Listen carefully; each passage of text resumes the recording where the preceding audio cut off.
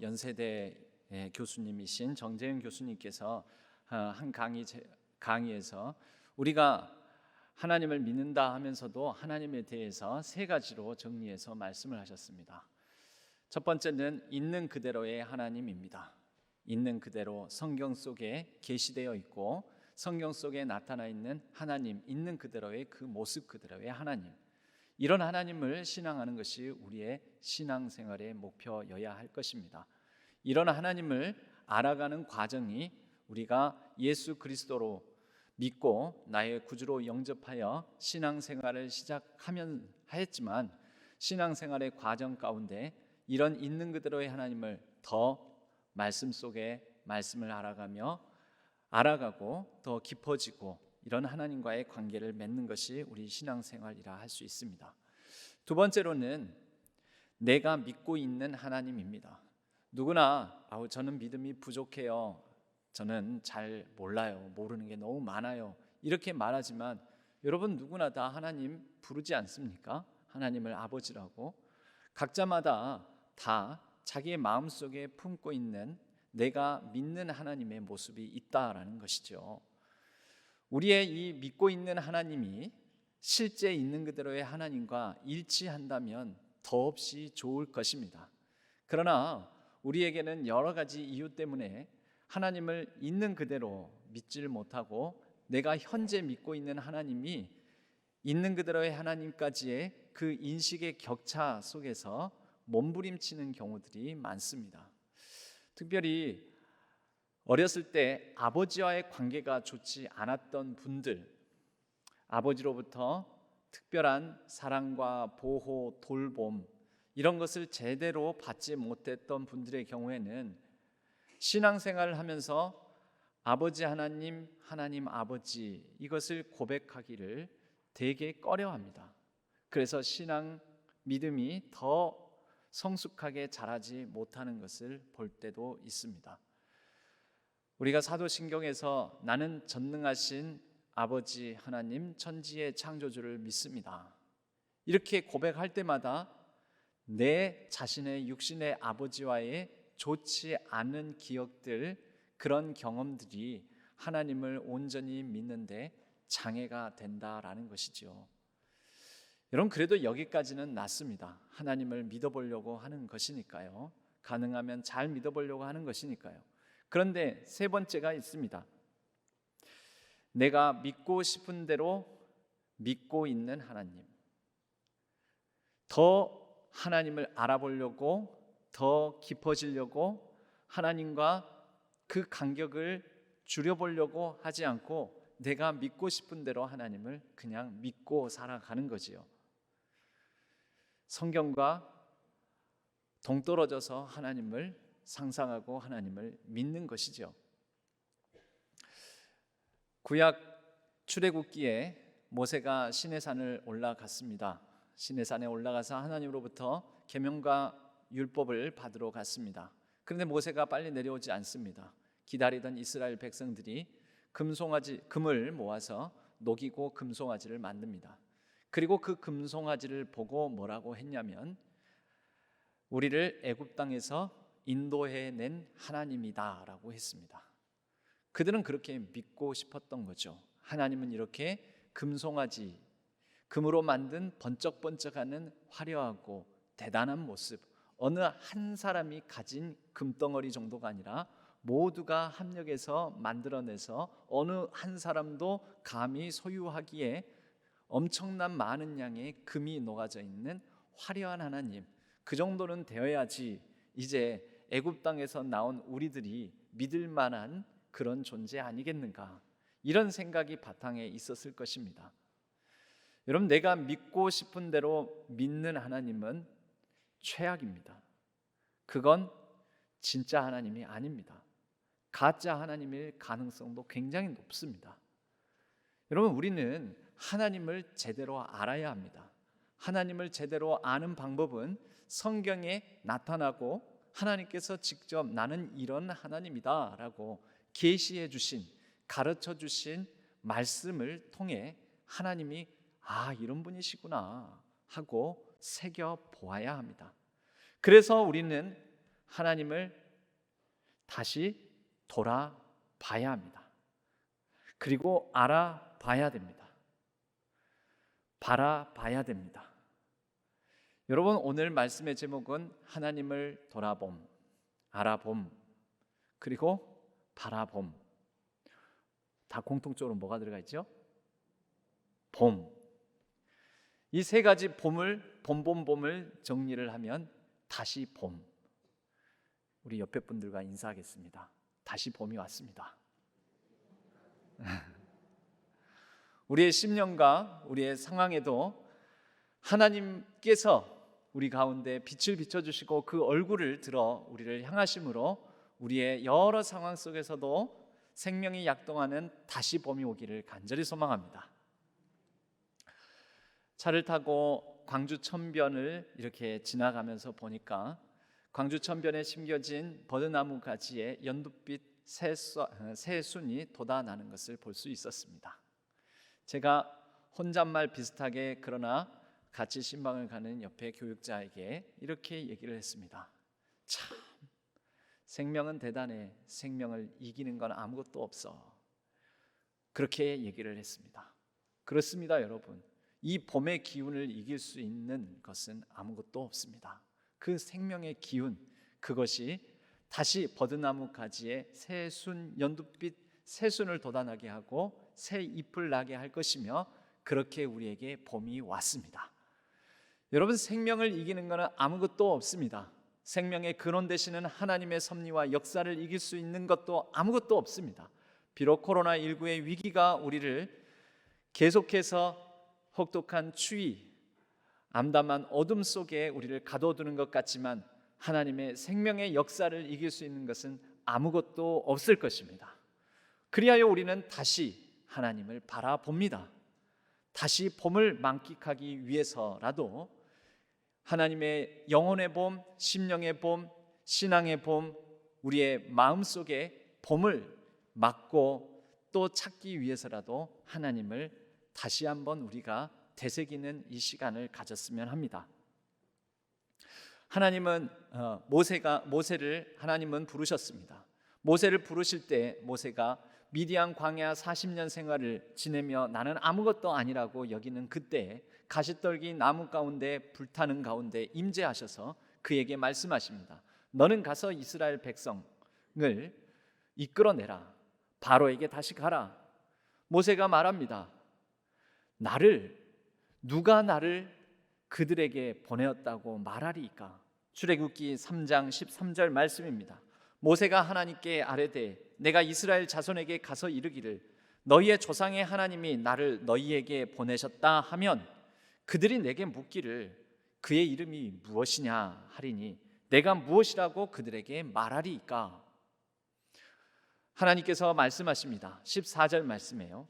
하나님이 모세에게 이르시되 나는 스스로 있는 자이니라. 또 이르시되 너는 이스라엘 자손에게 이같이 이르기를 스스로 있는 자가 나를 너희에게 보내셨다 하라.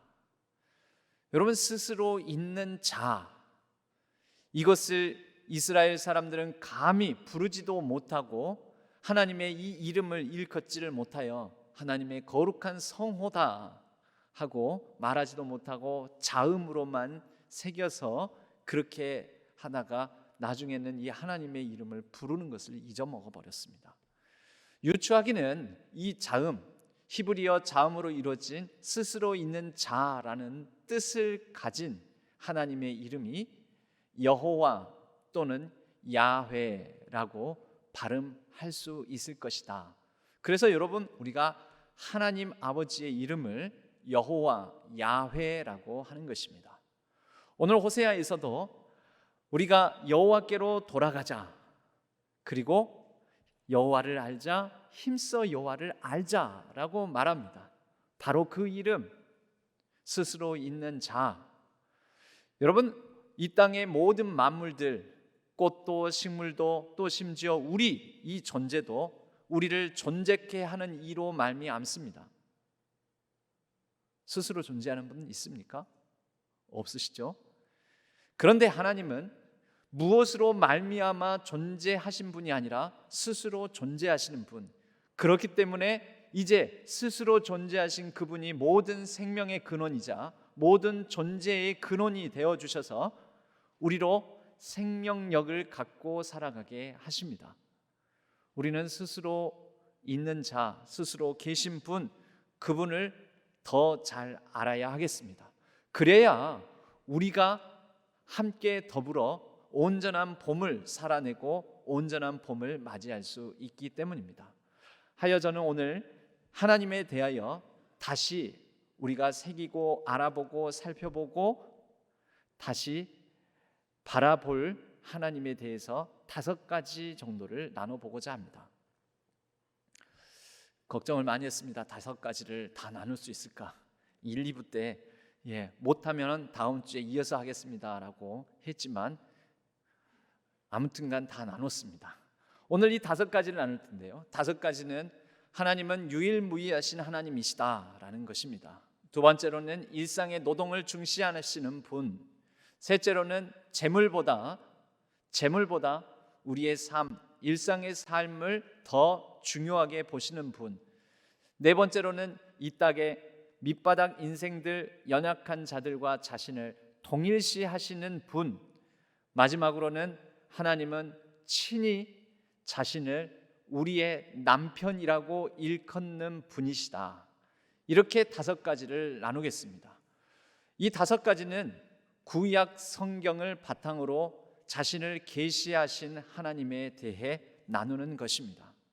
여러분, 먼저 첫 번째, 유일무이하신 하나님이십니다. 하나님께서 자기 자신을 드러내실 때 하나님은 자신을 나는 이 땅 세계의 어떤 다른 신과 다르다, 나는 유일무이한 하나님이다 라고 말씀하셨습니다. 신명기 6장 4절 말씀에 보면 이스라엘아 들으라, 흔히 쉐마라고 합니다. 이스라엘아 들으라, 이 뜻이거든요. 쉐마가 우리 하나님 여호와는 오직 유일한 여호와이시니 너는 마음을 다하고 뜻을 다하고 힘을 다하여 내 하나님 여호와를 사랑하라. 여러분, 하나님을 먼저 뭐라고 말합니까? 오직 유일한 여호와이시니.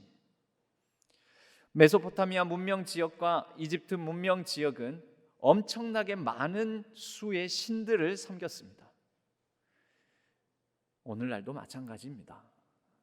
수없이 많은 신들을 섬기면서 메소포타미아 문명과 이집트 문명 지역에 있는 사람들은 그 신에 눌려 지냈습니다.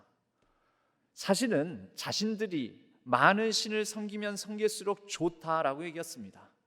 더 많은 보험에 들고 형편만 허락되면, 경제력만 갖춘다면, 가능하면 더 많은 보험, 암보험, 질병보험, 상해보험, 재해보험, 여러 가지 위기에 대응하는, 보장하는 보험을 많이 들면 들수록 모든 재난, 위기, 어떤 질병 속에서도 나는 안전하다, 괜찮을 거다. 여러분, 그런 마음으로 그때 당대 고대 시대의 문명 지역에서는 다양한 신들을 섬겼습니다. 해신을 섬겼습니다. 달신을 섬겼습니다. 별신을 섬겼습니다. 더 나아가서는 바람신을 섬깁니다. 구름신을 섬깁니다. 바다신을 섬깁니다. 땅의 신을 섬깁니다. 더 나아가서는 바다의 물고기를 섬깁니다. 그리고 땅에 움직이는 동물들을 섬깁니다. 다 신이라고 여겼습니다. 그리고 그 신들에게 오늘은 이 신에게, 내일은 저 신에게, 그저께는 또 다른 신에게 제사를 드리고 분향을 하고 그 신들에게 복을 달라고 빌었습니다. 오늘 우리가 시골 지역을 가게 되면 큰 고목나무, 마을 어귀에 고목나무가 심어져 있지 않습니까? 당산나무라고 보통 말합니다. 당산나무가 뭡니까? 따지고 보면 그 마을과 함께 운명을 같이 하는 그 마을의 수호신입니다. 식물도 섬깁니다. 나무도 섬깁니다. 바위도 섬깁니다. 크고 대단하고 뭔가 멋져 보이는 것, 그런 것은 다 섬깁니다. 그렇게 하면 할수록 자신의 보장 영역이 더 넓어져서 모든 상황 속에 복을 받고 안전할 거라고 믿었던 것입니다. 하나님은 말씀하십니다. 다 헛것이다. 그것은 아니다. 천지창조 창세기의 천지창조를 통해서 말씀하십니다. 해와 달과 별 신으로 알았지. 너희들 섬기잖아. 하지만 그건 내가 만들었어. 내가 만든 거야. 신 아니야. 바다의 물고기와 땅에 움직이는 모든 식물들과 동물들까지도 살아있는 모든 그것들, 너희들이 섬기는 것들 신 아니야. 내가 만들었어. 하나님 말씀하십니다. 그것은 다 신이 아니야. 오직 나, 유일한 하나님, 오직 여호와만 참 신이다. 출애굽기 20장 3절 말씀에 십계명의 제1되는 계명입니다. 너는 나 외에는 다른 신들을 내게 두지 말라. 하나님만 신이라는 것입니다. 이게 억압적으로 보이죠. 하나님만 섬기라고 명령하는 것처럼 보이는, 명령문이니까, 명령체니까 우리에게 이렇게 뭔가 하나님 나 잘 섬겨야 돼 이렇게 하는 것처럼 들리시죠? 여러분, 고대 문명 세계에서 얼마나 많은 신들에 눌려 지내는지 모릅니다. 많은 신을 섬기면 보험 많이 들면 좋지만 보험 많이 들면 돈이 많이 나가잖아요. 많은 신을 섬기면 그만큼 재물을 당진해야 되고요. 각종 신들을 섬겨야 되니까 시간 들여야 되죠. 힘을 쏟아야 되죠. 일상 곳곳이 그런 신들도 아닌데 그 신들의 지배와 다스림을 받으면서 얼마나 자유롭지 못한 삶을 살아갔는지 모릅니다. 그게 고대 문명의 사람들이었습니다. 그럴 때에 하나님은 다 치워라, 필요 없다, 그리 안 살아도 된다. 오직 유일한 신은 나 한 사람뿐이다. 한 사람이 아니죠. 나 한 신뿐이다. 여러분, 저는 12월 30일에 이사를 했습니다. 폭설이 쏟아졌습니다. 그리고 그날 혹독한 추위가 있었습니다. 어쩌다 그날을 잡았는지 모릅니다. 근데 그날 그냥 잡았습니다. 흔히 그런데 보통 사람들, 일반 사람들은 이사할 때 어떤 날 이사를 많이 합니까? 손 없는 날 이사를 많이 하지요. 잘 모르십니까? 이삿짐 센터에 문의를 해보면 손 없는 날은 이사비가 조금 더 비쌉니다. 왜? 사람들이 그날 서로 이사하려고 하니까요. 손이 뭔지 아십니까? 손, 이 손입니까? 이 손이 아닙니다. 손은 손님입니다. 손님. 그 손님이 뭘까요? 귀신입니다. 그날은 귀신이 일하지 않는 날이라는 거죠. 귀신이 이사하는데 회방 놓지 않는 날이기 때문에 그날 이사를 해야 안전사고 없고 무사하게 이사를 잘하고 복되게 새 집에 잘 이삿짐도 정리하면서 잘 산다라는 것입니다. 그럼 저와 여러분에게 묻겠습니다. 여러분은 어떤 날 이사하십니까? 우리 그리스도인들은 어떤 날 이사를 합니까? 그게 그렇습니다. 우리는 아무 때나 합니다. 이사하기 좋은 날. 저 언제 이사했을까요? 왜 그날 12월 30일 날 이사했을까요? 손 없는 날이어서 이사했을까요? 아니죠. 그냥 했습니다. 그날 이사 날짜가 맞을 것 같다. 그런데 우리는 한 가지 더 살피죠. 이사 날 잡는데 자유하기 때문에 손 있거나 없거나 상관이 없습니다. 그래서 이왕이면은 싼 날 이사합니다. 이삿짐 센터가 요금을 더 적게 받는 날. 왜요? 우리는 자유하니까요. 손에 영향받지 않으니까요. 우리는 하나님만 섬기니까요. 여러분, 오직 유일하신 하나님께서 자신을 오직 유일하다, 나를 섬겨라 라고 말씀하신 것은 자유를 주신 것입니다. 어떤 손들 따위의 영향을 받지 말아라라는 자유를 주신 것입니다. 출애굽기에 10가지 재앙이 나옵니다. 바로를 혼내주는 재앙으로 알지만 바로뿐만 아닙니다. 이건 교육적 효과가 있었습니다. 나일강을 핏빛으로 물들이는 재앙, 첫 번째 재앙. 둘째, 개구리 재앙. 이 재앙, 파리 재앙, 메뚜기 재앙, 기타 등등. 여러분, 이 10가지 재앙이 의미하는 바는 뭐냐면 애굽에서 섬겼던 신들을 혼쭐 낸 것입니다. 알고 봤더니 아무것도 아닌 것들을 애굽 사람들은 그들에게 풍요와 번영을 가져다 준다고 믿었습니다. 나일강 그들에게 풍요를 가져다주는 여신으로 섬겼습니다. 개구리, 이, 파리, 메뚜기 이런 것들이 그들의 삶을 주관한다고 다스린다라고 믿었습니다. 하나님께서 너희들이 풍요와 번영을 가져다주는 기복적인 신으로 믿었던 이것들이 재앙이지 않느냐? 여러분, 교육하신 것이죠. 결국 하나님은 무엇을 드러내셨을까요? 오직 유일한 여호와 하나님이심을 천명하신 것입니다. 애굽 사람들에게 더불어 히브리 민족 이스라엘 사람들에게 나는 오직 유일한 여호와 하나님, 나만이 진짜 신이요 다른 것은 다 가짜요 신이 아니다, 이것을 가르친 것입니다. 그러므로 그 모든 신들을 섬기는데 허비하고 낭비하는 인생들아, 거기에 헛되이 섬기지 말고 너희들의 세월을 아끼라. 나와 더불어 가장 복된 삶을, 자유롭고 평화로운 삶을 살아가거라. 여러분, 이것이 바로 하나님께서 자기 자신을 유일하신 하나님으로 천명한 이유이십니다. 여러분, 무엇에 매여 사십니까? 여러분이 매여 사는 것, 그것이 여러분의 우상입니다. 여러분의 일 다스리고 있는 것, 그것이 여러분의 신입니다. 그런데 그 신은 진짜가 아닙니다. 오직 유일한 여호와 하나님만이 우리를 다스리시고 주관하시고 생사화복을 주시는 오직 유일한 하나님이신 줄로 믿습니다. 둘째로는 하나님은 일상의 노동을 중요하게 여기시는 분이십니다. 일상의 노동을 중요하게 여긴다. 다시 고대 근동으로 가겠습니다. 고대 근동, 여러분, 성경은 수천 년 전에 쓰여지고 주어진 책 아닙니까?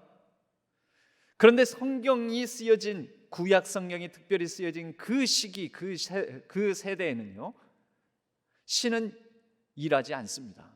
그리고 신의 대리인, 신과 동격으로 역임을 받는 신의 현현으로 인정을 받았던 왕들, 고귀한 신분들은 일하지 않았습니다. 그것이 신과 동격으로 여기는 그들의 모습이었습니다. 일은 누가 할까요? 일은 누가 합니까? 고대 시대에 지위가 낮고 신분이 낮고 하층민들이 일을 합니다. 여러분, 하층민들이 하는 일 따위를 신이 해서야 되겠습니까? 당시 고대 근동 메소포타미아 문명 지역의 신화 중에 아트라하시스라는 신화가 있습니다. 여러분, 신화는 하나의 이야기입니다. 그러나 단순한 이야기가 아닙니다. 그 시대, 그 세대의 모든 사람들이 인식하고 공유하고 생각하는 바가 담겨져 있는 이야기입니다. 그러므로 그 신화에는, 그 이야기에는 세계를 바라보는 관점, 신을 보는 관점, 노동을 바라보는 가치관, 이 땅을 살아가는 데 필요한 모든 세계관이 신화 이야기에 담겨 있습니다. 그래서 신화를 연구하는 것입니다. 아트라하시스에는 신에 대해서 상급신과 그러나 그보다 낮은 하급신을 얘기를 합니다. 상급신은 맨날 놉니다. 잔치를 벌이고 연회를 베풀고 먹고 마시고 놉니다. 그러면 이 잔치를 누가 배설합니까? 누가 준비합니까? 하급신들이 합니다. 상급신들의 빨래를 합니다. 뒤치다거리 다 합니다. 청소도 합니다. 나중에는 이 하급신들이 파업을 합니다. 못 살겠다, 우리도 신인데. 니들만 신이냐? 우리도 신이다. 그런데 우리는 맨날 일만 하고 니들은 맨날 먹고 놀고. 가만히 들어보니까 상급신들이 좀 짠해 보입니다. 그래, 니들 그러고 보니까 니들도 신인데 조금 불쌍하긴 하다. 그리고 그들이 파업을 하니까 영 성가신 게 한두 가지가 아닙니다. 빨래는 쌓여져 가고요, 엉망이 되고 청소도 안 하니까. 그래서 못 살겠다, 우리도 안 되겠다. 저 하급신들의 파업을 인정하고 저들을 대신할 존재를 만들어내자. 그게 인간입니다. 그게 인간. 여러분, 그들의 신화 가운데 인간관은 그렇습니다. 사람은 어떤 존재입니까? 일하는 존재. 그런데 하급신들이 하는 하찮고 더럽고 우리 신들이 하지 않을 일을 대신할 존재, 태어나면서 죽을 때까지 뼈 빠지게 일하다가 그냥 죽는 존재, 의미나 가치 그런 거 필요 없고 오직 신들을 섬기기 위한 일만을 하는 존재, 그게 아트라하시스에 등장하는 메소포타미아 문명 지역의 인간에 대한 가치관인 것입니다. 그런데 성경은, 하나님은 뭐라 말씀하시냐면요, 내가 일한다 라고 말씀하십니다. 아니, 어떻게 하나님이, 신이 일을 합니까? 근데 하나님이 일하신다라는 거죠. 천지창조를 보면 하나님께서 지으셨습니다. 여러분, 천지창조할 때 인간에게 일시키셔서 천하 만물을 만드셨습니까?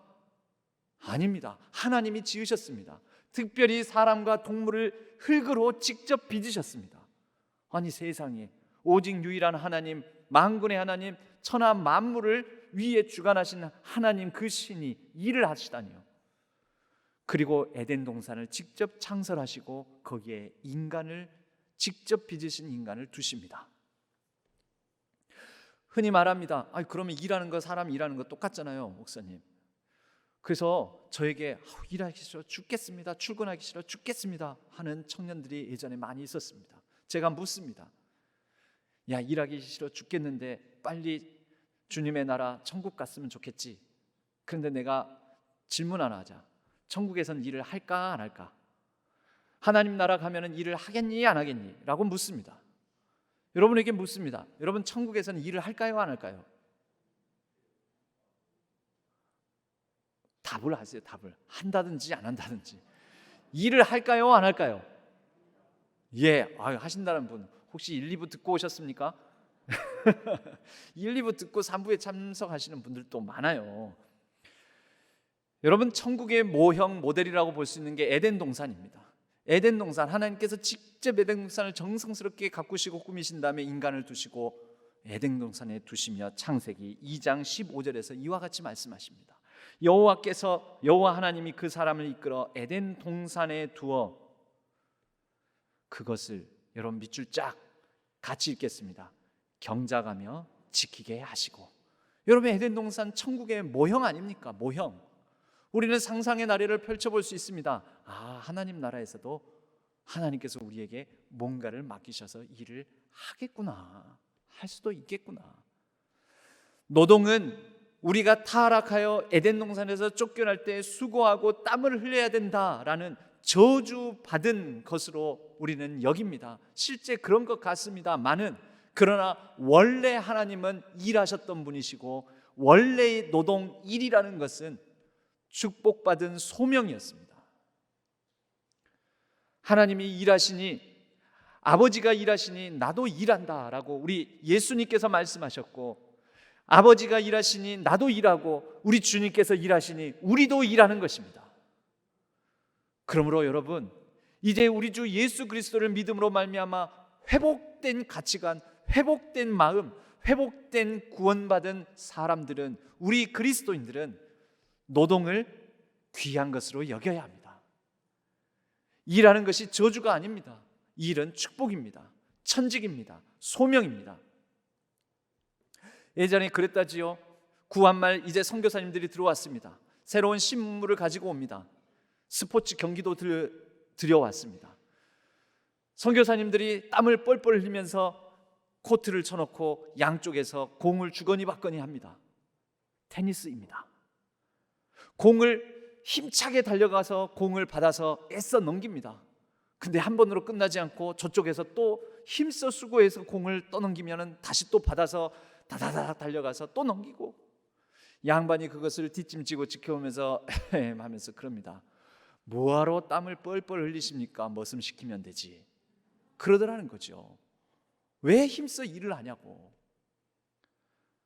여러분, 스포츠 경기를 좋아하시는 분들, 왜 힘써 축구를 하시고, 왜 힘써 야구를 하시고, 힘써 농구를 하시고, 힘써 탁구를 하시고, 힘써 테니스를 치십니까? 왜요? 그 힘든 일을 왜 하십니까? 우리에게 주어진 노동이 그와 같습니다. 그리스도 예수 안에서 새롭게, 그리스도 예수의 피로 새롭게 구원받은 우리가 새롭게 감당하는 모든 일들은, 하나님 안에서 구원의 세례를 받은 노동은 힘써 땀을 흘리며 뻘뻘 흘리며 일을 할지라도 그것은 저주의 결과물이 아니라 복된 축복의 산물임을 믿으시기 바랍니다. 하나님이 일하십니다. 그리고 하나님은 우리에게 일하라고 하십니다. 노동은 복된 축복이요 소명이요 사명입니다. 그래서 우리 개혁주의 신학은 깔빙의 후예들은 노동은 일은 천직이다, 청지기로서 맡은 사명이다, 그렇게 믿습니다. 일하지 않는 것이 복된 것이 아니라 일하는 것이 복된 것입니다. 일할 수 있는 힘과 능력이 있다면 이 모든 것은 하나님께서 주신 복의 산물입니다.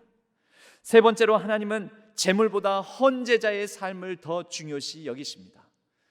재물, 여러분 고대 근동으로 다시 가보면 그때 당시에 많은 신들은 그 제사를 드리는, 예배 드리는 사람이 어떤 삶을 살아갔는지, 어떤 인격이고 어떤 성품인지 관심이 없었습니다. 오직 많은 재물, 질 좋은 재물, 그것을 가져오는 것에만 관심이 있었습니다.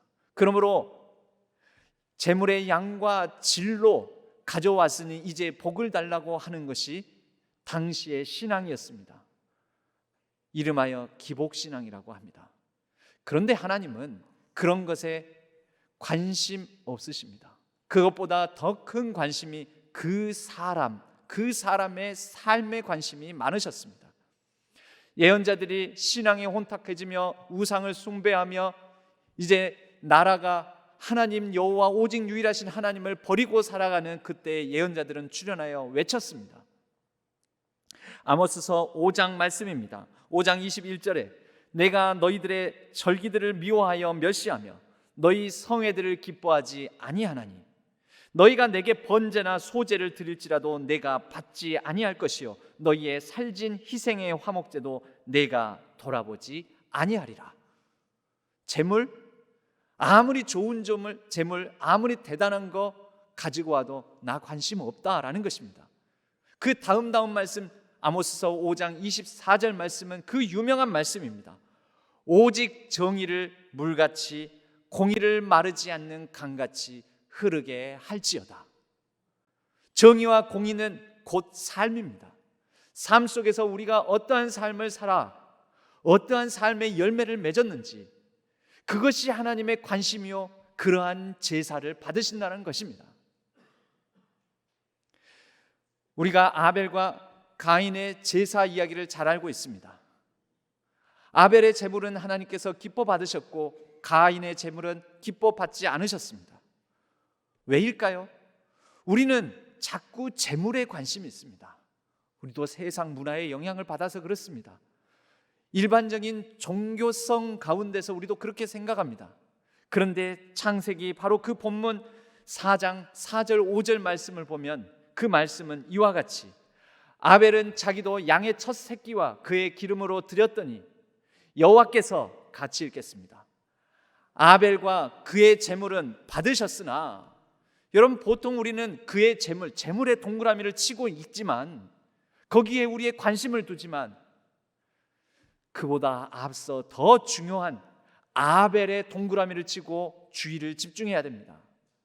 아벨, 여러분 보통 사람의 이름이 등장을 하면, 성경에서 등장을 하면 그것은 단순한 이름이 아니라 그 사람의 삶, 인격, 그 사람의 존재 전체를 뜻합니다. 아벨과 그의 제물은 받으셨으나, 그 다음 5절로 가볼까요? 같이 읽겠습니다. 가인과 그의 제물은 받지 아니하신지라. 여러분 제물, 그 앞서서 뭘 받지 않으셨다는 겁니까? 가인의 삶, 가인이 어떻게 살았는지를 하나님은 주의 깊게 보셨고 그 삶의 결과물로 제물을 가져왔을 때 하나님께서는 기뻐 받지 않으신 것입니다. 하나님은 오늘도 우리의 삶에 관심을 더 많이 가지십니다. 우리가 더 중요합니다. 내가 더 중요합니다. 내가 어떻게 사는지, 얼마나 정의롭고 자비롭게 은혜롭게 정직하게 성실하게 인격적으로 좋은 예수 그리스도를 닮은 성품으로 살아내는지, 우리의 삶에 훨씬 더 많은 관심을 가지신다라는 것입니다. 네 번째로, 하나님은 이 땅의 밑바닥 인생들과 연약한 사람들을 자신과 동일시하십니다. 여러분, 보통 고대 근동 성경에 쓰여진 당시에 신은 지체가 높은 왕 같은 사람들, 다스리는 자, 그들과 동일시 되었고, 하층민들은 신의 관심을 전혀 받지를 못하는 존재들로 여겼습니다. 그런데 하나님은 그러한 시대, 그러한 문화, 그러한 세대 가운데에서 아니다, 나는 지체 높은 자, 왕, 귀족, 그들과 나를 동일시하지 않고 연약한 자, 학대받는 자, 고아와 과부와 나그네의 하나님이다, 자신을 그들과 동일시하셨습니다. 여러분, 이 모든 것들이 다 뭘까요? 그게 유일무이하신 하나님의 특별함, 이것을 거룩이라고 합니다. 거룩의 다른 뜻은 유일무이하시며 특별하다라는 것입니다. 좀 다르다라는 것입니다. 좀 다른데? 그리스도인 좀 다른데? 살아가는 모습이 좀 다른데? 그들의 관심은 좀 다른데? 여러분, 그게 거룩입니다. 그게 하나님을 믿어 하나님 때문에, 하나님으로 인하여 좀 다른데 라고 살아가는 거. 레위기서 19장 2절 말씀에는 너희는 거룩하나 이는 나 여호와 너희 하나님이 거룩함이니라. 하나님 많이 다르시거든요. 그때 그들이 생각했던 고대 세계의 신들과는 너무너무 다른 분이었거든요.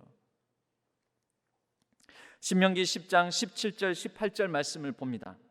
너희의 하나님 여호와는 신 가운데의 신이시며 주 가운데 주시오 크고 능하시며 두려우신 하나님이시라. 이런 하나님 정도 되면 어떤 사람들과 함께 하셔야 됩니까? 황제, 왕, 그들의 하나님이어야 되는데, 하나님은 사람을 외모로 보지 아니하시며, 이 외모에 해당되는 게 신분, 배경, 재물, 재산, 왕, 이런 지위, 이런 것입니다. 그런 걸 보지 않으시고 뇌물을 받지 아니하시고, 그 다음 말씀은 중요합니다. 같이 읽겠습니다. 고아와 과부를 위하여 정의를 행하시며 나그네를 사랑하여 그에게 떡과 옷을 주시나니, 하나님은 고아와 과부와 나그네의 하나님이시기를 자처하셨습니다. 좀 다르지 않습니까? 그렇다면 고아와 과부와 나그네의 심정으로 살아가고 있는 오늘날 이 시대에 누군가의 하나님이 되어 주십니다. 지금 그런 상황 가운데 놓여 있습니까? 그런 마음이십니까? 그런 형편이십니까? 하나님이 함께 하십니다. 목사님, 나는 고아와 과부와 나그네의 심정까지는 아닙니다. 난 조금 가졌고 그래도 좀 있고 좀 살만합니다. 그렇다면 여러분, 고아와 과부와 나그네의 하나님이신 그 하나님으로 인하여 여러분 또한 고아와 과부와 나그네의 심정으로 살아가는 분들과 함께 하시기를 바랍니다. 그것이 하나님을 믿는 신앙입니다. 마태복음 10장 42절은 작은 자 중 하나에게 냉수 한 그릇을 대접하는 것이 그로 인하여 하늘에서 결단코 상을 잃지 않을 거라고 말씀합니다. 소자에게 행한 것이 곧 나에게 한 것이다. 하나님은 이렇게 연약한 자들, 그들과 자신을 동일시 하셨습니다. 많이 다르셨습니다. 우리 또한 많이 다르게 살아가기를 원하십니다. 마지막 말씀입니다. 하나님은 스스로를 남편으로 자처하셨습니다. 고대 근동, 특별히 가나안 땅의 신은, 너무너무나 강력한 영향력을 끼쳤던 신은 바알과 아세라였습니다. 바알은 남편 신이요 아세라는 아내 신입니다. 바알과 아세라 두 신이 사이가 좋고 결합할 때 이 땅에 비가 내리고 풍요가 깃들며 풍년이 찾아온다, 잘 먹고 잘 살 수 있다라는 것이 고대 근동의 가나안 땅의 신관이었습니다. 그런데 그 두 신의 결합을 위하여서 제사를 드리는 행위 가운데 꼭 바알과 아세라 신의 신전에 가서 여사제들과 음란한 행위를 했습니다. 그것이 인간의 욕망에 합당했습니다. 재밌었습니다. 그래서 가나안 땅에서 살게 된 이스라엘 백성들은 이 바알과 아세라 신을 끊어내지를 못하였던 것입니다. 하나님은 말씀하십니다. 내가 네 남편이다. 굳이 말하자면 남신과 여신, 남편신과 아내신을 둘 것이 아니라 내가 너희들의 남편이요 너희는 내 아내다. 호세아서는 음란한 여인 고멜을, 그리고 그 여인을 다시 찾아오는 호세아를, 이 일을 왜 합니까? 하나님께서 남편과 아내 사이인 하나님과 이스라엘 백성 사이의 관계를 드러내시기 위함이었습니다. 그 안에 찾아와라. 여러분, 하나님은 그냥 남편이 아니시고 신실한 남편입니다. 아내를 어여삐 여기고 어떤 죄악이 있고 흠이 있고 때로는 딴 눈 팔고 한눈 팔고 바람을 피더라도 그 아내를 어여삐 여기며 너는 나의 사랑이다. 내가 너를 어여삐 여긴다. 너는 나의 보배로운 존재다. 하나님은 스스로 그 신실한 남편이기를 자처하셨고 신실한 남편의 역할에 충실하셨습니다. 호세아서 2장 19절 20절 말씀입니다. 내가 내게 장가들어 영원히 살되 공의와 정의와 은총과 긍휼이 여김으로 내게 장가들며 진실함으로 내게 장가들리니 네가 여호와를 알리라. 여러분, 하나님은 지금도 우리 가운데 신실한 남편으로 성실하게 우리하고의 이 혼인 언약을 파기하지 않으시고 신실하게 지켜가시고자 하시는 언약의 하나님이십니다. 이사야서 54장 5절 말씀은 이렇게 말씀합니다. 이는 너를 지으신 이가 뭐라고요? 같이 읽겠습니다. 내 남편이시라. 그의 이름은 만군의 여호와이시며. 우리 하나님은 우리의 신실하고 충성스러운 남편이십니다. 그런데 왜 우리는 매번 충실한 아내가 되지 못하고 바람을 피는 걸까요? 왜 한눈을 파는 걸까요? 왜 하나님을 두고 다른 데에다 우리의 시선을 파는 걸까요? 왜 다른 곳에서 위로를 얻고 다른 곳에서 우리는 평안을 누리려고 하는 걸까요? 하나님은 오늘 또 다시 말씀하십니다. 나를 봐, 내가 네 남편이야. 내가 너의 하나님이야. 내가 너의 여호와야. 나에게 돌아보고 살펴보고 알아보고 바라보고 그리하여 진짜 봄을 맞이해라. 다시 봄, 진짜 봄을 맞이해라. 그리고 연약한 사람들이 있더라면 그들과 함께 고아와 과부와 나그네의 하나님이 된 나와 함께 일상을 신실하게 정직하게 성실하게 정의와 공의를 행하며 다 함께 봄을 맞이해라.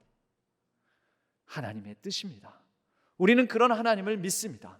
그런 하나님과 더불어 우리에게 주어진 일상을, 우리에게 주어진 일과 노동을 의미 있고 가치 있게 우리에게 주신 연약한 이웃들을 돌보며 우리의 신실한 남편 되신 하나님만을 바라보며 우리의 삶을 복된 봄의 삶을 살아가기를 주님의 이름으로 간절히 축복합니다.